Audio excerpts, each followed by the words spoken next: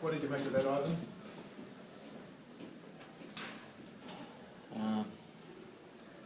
I thought we, disappointingly gave up, an early try. I thought to come back from 12-0 down to be ahead at half time was good. The second half, they won the field position battle and kicked much better than us, and their sort of points came from that. So. But he's playing the better weapon of the footy.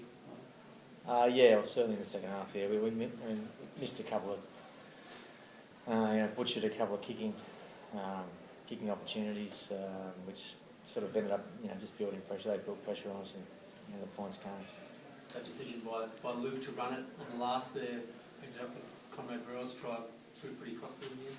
Yeah, well, it kind of summed up probably the second half. Where an opportunity to get there a kick and didn't. They actually scored directly off that one. It was disappointing in that sense because I really thought the boys were hanging in really well and defended pretty strongly the whole night. But it's hard to play. It's hard to play in your own half, and if you're losing that field position battle and the opposition aren't making errors or you're not getting any penalties, then you don't find yourself with opportunities. So unfortunately, we added to that a little bit, and that was the result. He's opposite. Sean was pretty precise with his kicking game, especially tonight. He was pretty good for them. Oh, I thought both he and Jimmy Maloney kicked really well. So if you hold the ball and you kick well, nice tonight, then it gives you a pretty good chance to win. Ivan, you know Sean obviously better than most. You virtually groomed him. I mean, it's almost ironic he's come back tonight to put the work that you put in against him. That's his job, I guess. Yeah. What's his talent like? I mean, you've seen it firsthand. He's a huge talent, obviously, and I thought tonight it was a pretty mature performance, really. What do you think of Lewis Brown's performance tonight? Yeah, I thought he played pretty well. Played, must have been sort of 60-odd minutes playing at hooker, so did a good job.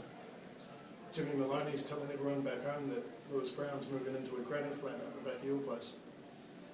Any truth to that? Yeah, that's surprising, isn't it?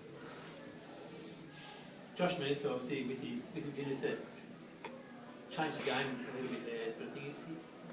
On a night like this, obviously, not too many positives, but he continues to be one for you guys. Yeah, I disagree with not too many positives, but I thought we were 3 Origin players missing.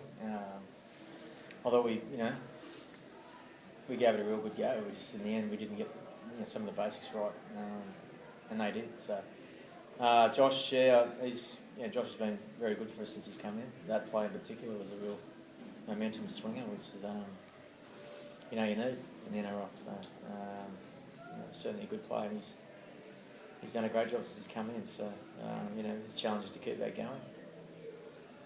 It was a tough night condition-wise, and without your 3 Origin players. I mean, you really produced a gritty performance, I guess.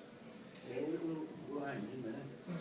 They did well to build a lot of pressure. There was just that period in the second half where they just was good so much, and we couldn't get there in half, and they choked us. I didn't even want to use it as an excuse, but you're only one of 3 clubs who don't get that bye before Origin. It's pretty tough.